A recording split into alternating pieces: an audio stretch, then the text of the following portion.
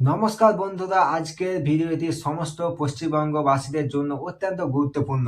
আপনারা যারা ভোটার তালিকা সংশোধন বা যাচাইয়ের কাজ নিয়ে চিন্তিত ছিলেন, তাদের জন্য বিরাট একটি খুশি খবর নিয়ে এলো নির্বাচন কমিশন। বিশেষ করে যাদের হিয়ারিং বা শুনানি নিয়ে দুশ্চিন্তা ছিল, তাদের জন্য নির্বাচন কমিশন নিয়ম বদলে দিয়েছে। হিয়ারিং শুরুর ঠিক আগেই কেন এই বড় সিদ্ধান্ত, কাদের আর হিয়ারিং এ যেতে হবে না, আর বিএলও অ্যাপে কি নতুন ফিচার যুক্ত হলো, আজকের ভিডিওতে আমরা এই সমস্ত বিষয় নিয়ে একদম বিস্তারিত আলোচনা করব। ভিডিওটি স্কিপ না করে শেষ পর্যন্ত দেখুন, কারণ আপনার একটি ভুলের জন্য ভোটার তালিকার সমস্যা থেকে যেতে পারে। চ্যানেলে নতুন হলে অবশ্যই সাবস্ক্রাইব করে থাকা পাশে বেল আইকনটি প্রেস করে দিবেন। তো চলুন ভিডিওটা শুরু করি। বন্ধুরা, আপনারা জানেন যে গত 16 ডিসেম্বর খসড়া ভোটার তালিকা প্রকাশিত হয়েছে। এরপরে নির্বাচন কমিশন জানিয়েছিলেন যে রাজ্যে প্রায় 30 লক্ষ ভোটার রয়েছেন যারা আনম্যাপ, অর্থাৎ যাদের তথ্যের সাথে 2002 সালের ভোটার তালিকা কোনো মিল পাওয়া যাচ্ছে না। তাহলে অনেকেই বাবা, মা বা আত্মীয় স্বজনের নাম 2002 সালের তালিকায় নেই। এই বিপুল সংখ্যক মানুষকে নিয়ে নির্বাচন কমিশন একটি বড় পদক্ষেপ নিয়েছে। আগের নিয়ম ছিল এই ধরনের অসঙ্গতি থাকলে সশরীরে হাজির হয়ে হিয়ারিং দিতে হতো, কিন্তু এখন সাধারণ মানুষের হয়রানি কমাতে এবং কাজ দ্রুত শেষ করতে নির্বাচন কমিশন প্রযুক্তির সাহায্য নিচ্ছে। তাহলে দেখুন যে নির্বাচন কমিশন তাদের বিএলও অ্যাপে একটি নতুন ফিচার যুক্ত করেছে, যার নাম হচ্ছে রি-ভেরিফিকেশন লজিক্যাল ডিসক্রিপেন্সি। এই ফিচারের মূল কাজ হলো 2002 সালের তালিকার সাথে বর্তমান তথ্যের ছোটখাটো অসঙ্গতিগুলো বিএলওদের মাধ্যমে মিটিয়ে ফেলা। এর ফলে বিএলও সরাসরি অ্যাপের মাধ্যমে ভেরিফিকেশন করতে পারবেন, অর্থাৎ আপনাকে আর বারবার দপ্তরে দৌড়াতে হবে না। যদি আপনার তথ্যে সামান্য কোনো গোলমিল থাকে, তবে বিএলও আপনার বাড়ি গিয়ে বা আপনাকে ফোন করে নথি যাচাই করে তা অ্যাপে আপলোড করে দিবেন। তাহলে কাদের হিয়ারিং এ যেতে হবে না? তো দেখুন, এবার আসি সব থেকে বড় খুশি খবর, কাদের আর হিয়ারিং বা শুনানিতে যেতে হবে না।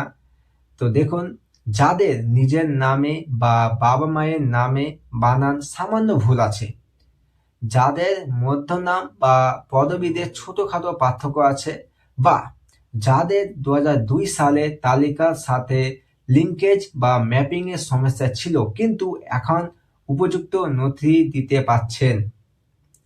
কমিশন নির্দেশ দিয়েছে বিএলওরা যদি একটি আন্ডারটেকিং বা মুচলেখা ফর্ম ফিল আপ করে অ্যাপে আপলোড করে দেন, তবে সেই ভোটারে আর সশরীরে হিয়ারিং এ যাওয়া প্রয়োজন পড়বে না। এতে যেমন আপনার সময় বাঁচবে, তেমনি নির্বাচন কমিশনও কাজ সহজ হবে। তাহলে যারা আনম্যাপ ভোটার, তাহলে তাদের করণীয় কি? তো দেখুন, যাদের নাম এখনো আনম্যাপ, অর্থাৎ যাদের 2002 সালের সাথে কোনো কানেকশন পাওয়া যাচ্ছে না, তারা কি করবেন?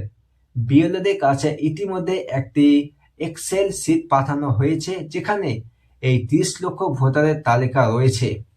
বিএলওরা আপনার সাথে যোগাযোগ করলে আপনি আপনার কাছে থাকা প্রমাণপত্র, যেমন পুরানো ভোটার কার্ডের কপি বা অন্যান্য বৈধ 11টি থেকে 13টি যে কোনো একটি নথি তাদের দেখাবেন। তো কি সেই 13 নথি আমার পরবর্তী ভিডিওতে দেওয়া আছে, তো ডিসক্রিপশনে লিঙ্ক দেওয়া আছে, তোমরা চাইলে সেখান থেকে দেখে নিতে পারো। তো দেখুন, যদি বিএলও আপনার দেওয়া নথি অ্যাপে আপলোড করে দেন এবং রি-ভেরিফিকেশন সফল হয়, তবে আপনিও শুনানি থেকে ছাড় পেয়ে যেতে পারেন। তবে মনে রাখবেন, আধার কার্ড কিন্তু নাগরিকত্বের একক প্রমাণ হিসাবে ধরা হচ্ছে না, তাই অন্যান্য সাপোর্টিং ডকুমেন্টস সাথে রাখুন। তাহলে হিয়ারিং কবে থেকে শুরু হচ্ছে? তো দেখুন, তবে যাদের তথ্যে বড় ধরনের অসঙ্গতি রয়েছে এবং বিএলওরা ভেরিফাই করতে পারছেন না, তাদের কিন্তু হিয়ারিং এ যেতেই হবে। সূত্র মারফত জানা যাচ্ছে, বড়দিনের ছুটির পর অর্থাৎ 26 বা 27 ডিসেম্বর থেকে রাজ্য জুড়ে হিয়ারিং পর্ব শুরু হতে পারে। এই হিয়ারিং মূলত বিডিও বা এসডিও বা ডিএম অফিসে হবে। সেখানে মাইক্রো অবজারভাররা থাকবেন যারা আপনার নথিপত্র পরীক্ষা করবেন। যাদের বাড়িতে ইতিমধ্যেই নোটিশ পৌঁছেছে বা পৌঁছবে তারা নির্দিষ্ট সময়ে প্রয়োজনীয় আসল নথি নিয়ে উপস্থিত হবেন। তো সুতরাং বন্ধুরা, নির্বাচন কমিশনের এই নতুন পদক্ষেপে লক্ষ লক্ষ মানুষের হয়রানি কমতে চলেছে। বিএলওদের হাতে এখন অনেক ক্ষমতা দেওয়া হয়েছে যাতে তারা ফিল্ড লেভেলের সমস্যাগুলো মিটিয়ে নিতে পারেন। তাই আপনার এলাকার বিএলওর সাথে যোগাযোগ করুন এবং কোনো নথি চাইলে তা দ্রুত প্রদান করুন। আজকের তথ্যটি কেমন লাগলো অবশ্যই কমেন্ট করে জানাবেন।